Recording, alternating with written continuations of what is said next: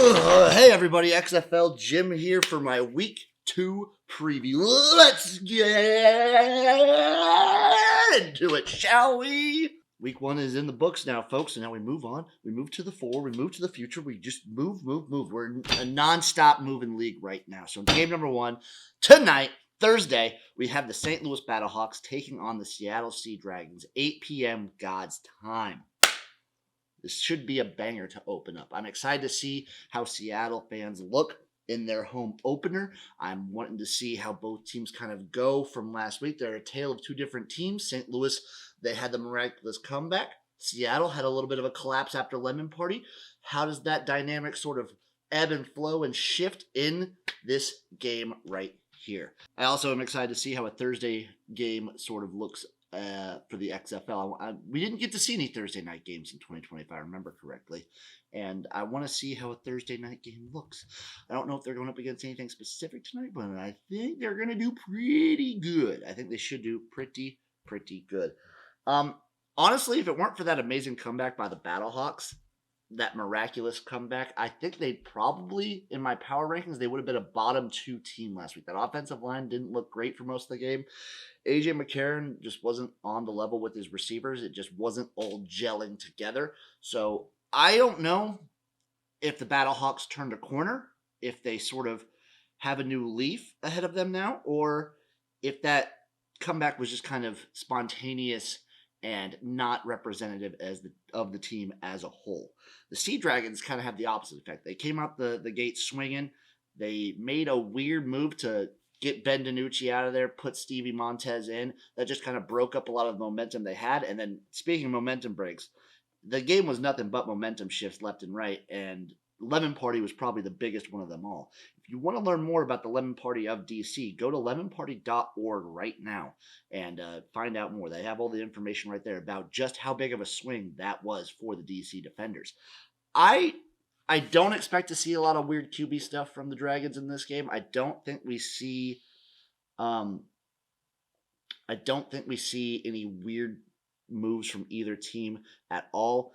I also want to reiterate that it is back-to-back road games for St. Louis.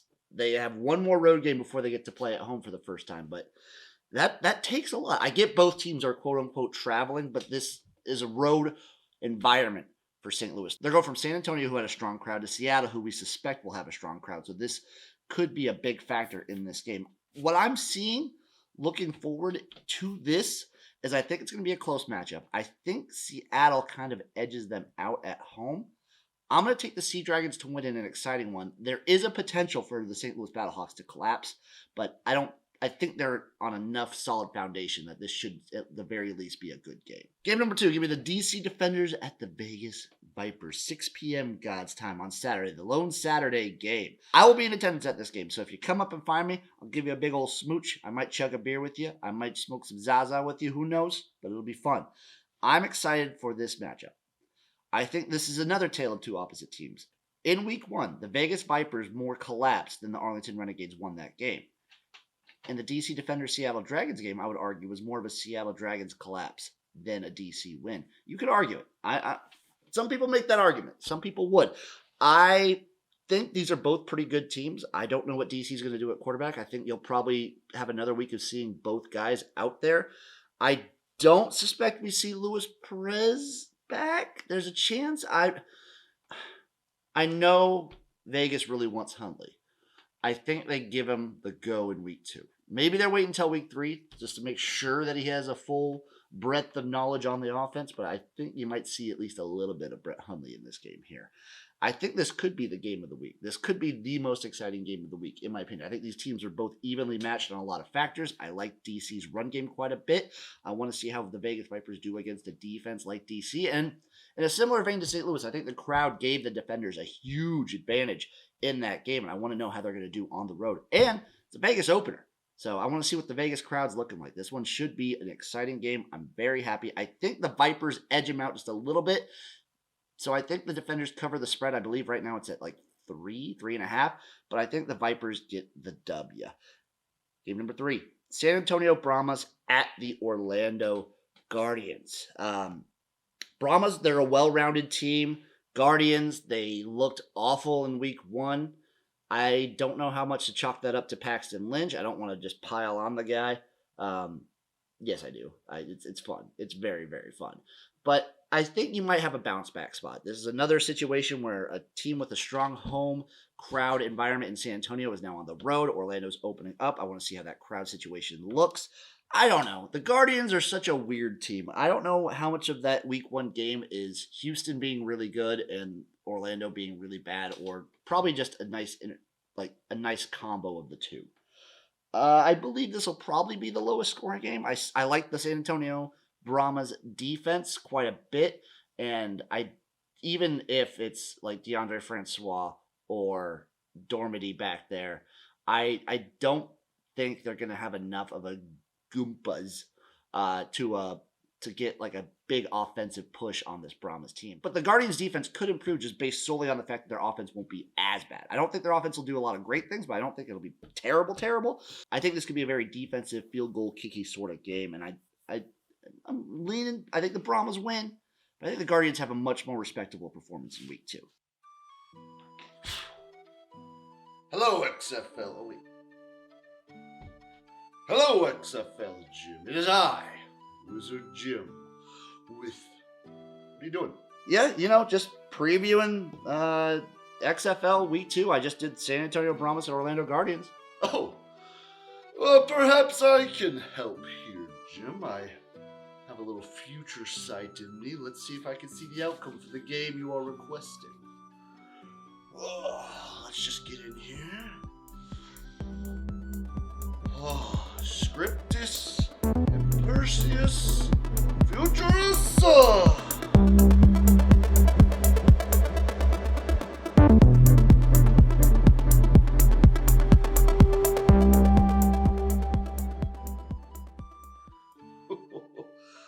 Oh, sorry, Jim. I forgot. I don't have future sight today. I'm just really, really high. Are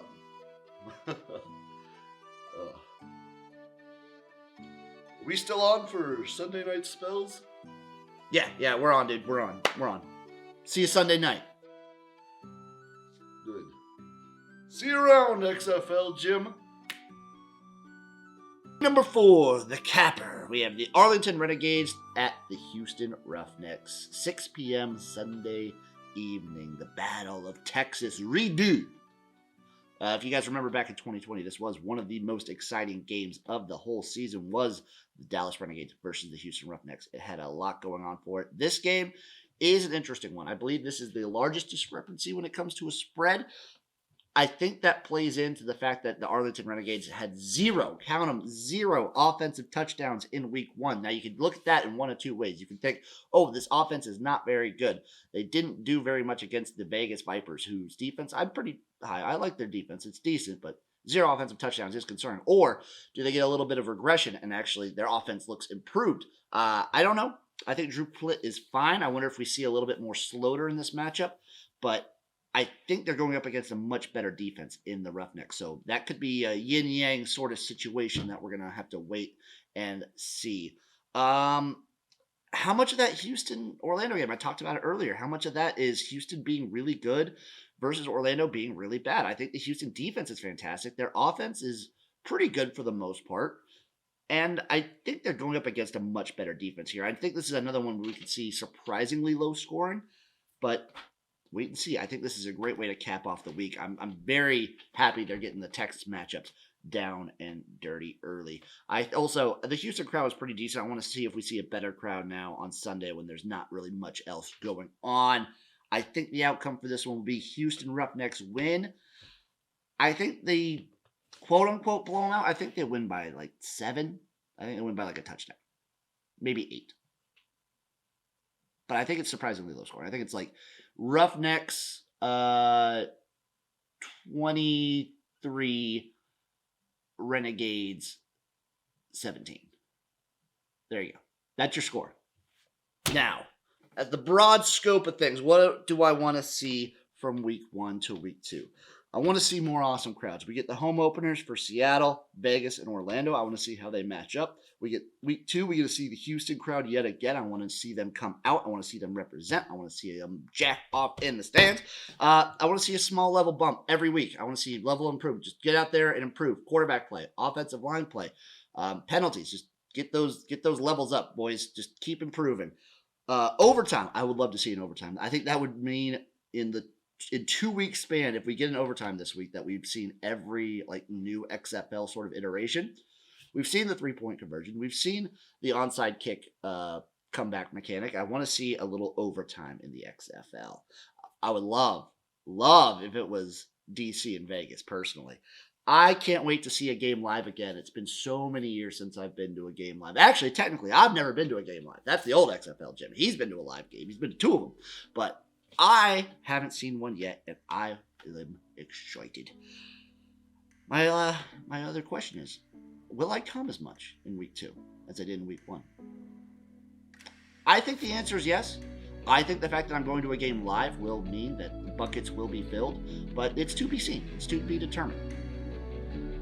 And on that note, I'm XFL Jim. I'll see you guys for the week 2 recap of the XFL. God, it feels good to say. God, it feels so good to say that. Oh, it just feels so good.